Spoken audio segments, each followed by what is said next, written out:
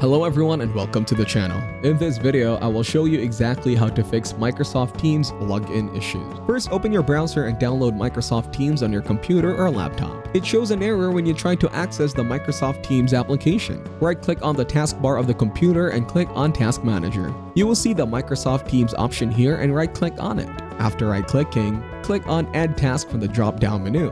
The Task Manager will end the task of Microsoft Teams. Click on the Windows icon at the bottom left corner of the screen. Click on the wheel icon to open the settings. Search for the section Accounts and click on it. Click on Access Work or School from the left bar of the screen. Click on Connect and go to the desktop of the computer. Click on the search bar at the bottom of the screen. Type %app data % and click on the folder to open. Open the Microsoft folder and go to the Teams folder. You have to open the blob storage folder and right-click the further folder. Click on Delete from the drop-down menu. Go back, open the Cache folder, and you will see the Cache data folder. Open the folder and delete all the data in this folder. Go back and open the folder Databases. Delete the folder Databases DB Journal by right-clicking and clicking Delete. Go back and open the folder IndexedDB. Delete all the folders in the IndexedDB folder. Go back and open the folder Service Worker. Go to the Cache storage folder and delete the folder in it. Go back, open the Databases folder, and delete all the data in it. Close the folder and restart the computer or laptop, or you can refresh the desktop. Open the Microsoft Teams app and your issue will be resolved.